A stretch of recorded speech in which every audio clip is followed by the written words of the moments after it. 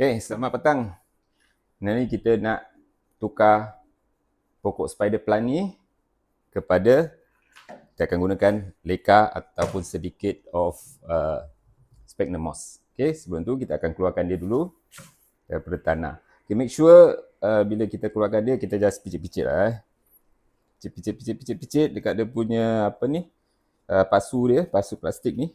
Dia dah keluar pun. Akar cantik Alhamdulillah. So kita pelan-pelan kita keluarkan akar. Kadang-kadang dia kering kan, dia senang sikit. Cuma dia agak lambat lah kan kerja ni kan. Okay. Kita keluarkan sampai tanah ni putih. Ni dah dapat the best yang kita dapat keluarkan. Tanah dia kalau kering lagi senang. Tapi kalau kering kita takut dia mati pula kan. Jadi dia dah ada ni apa ni, anak-anak dia ni, dia akan tumbuh lagi nanti Okay, lepas ni kita akan bawa ke sink, cuci dia bersih-bersih sampai tak ada tanah. Alright? Okay. Akar dia bila dah cuci bersih, adalah sikit-sikit hitam yang tak dapat dikeluarkan pasal tak nak rosakkan dia punya apa ni, akar kan. Jadi ni dah kira okey lah ni. So what we going to do is kita akan taruh kat sini. Kita akan taruh leka ball dulu. Okay, kenapa I like to use this instead of tanah kerana takut overwater lah. Akar yang macam gini best, tapi nak jaga dia susah. Kadang-kadang kita overwater, kadang kurang water, nanti akar akan mati. Kalau kita terlampau taruh tanah and then dia tak berapa happy lah hidup kan. Okay, lepas tu kita tambah tanah sikit.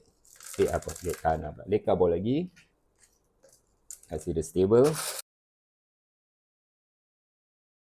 Okay. Kemudian kita akan taruh sikit sphagnum moss.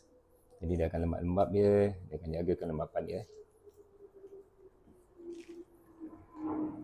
Ni my cara you tak perlu ikut lah.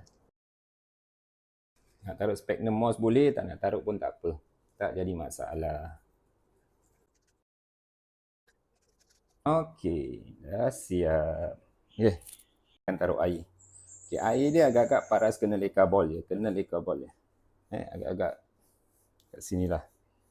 Agak-agak kat sini. Jadi kita agak-agak lah. Kan tak perlu nak perfect sangat, tapi agak-agak dia kena sikit. Okey.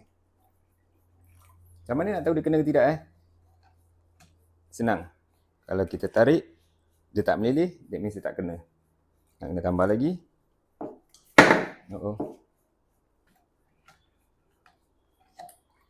Ni dah kena.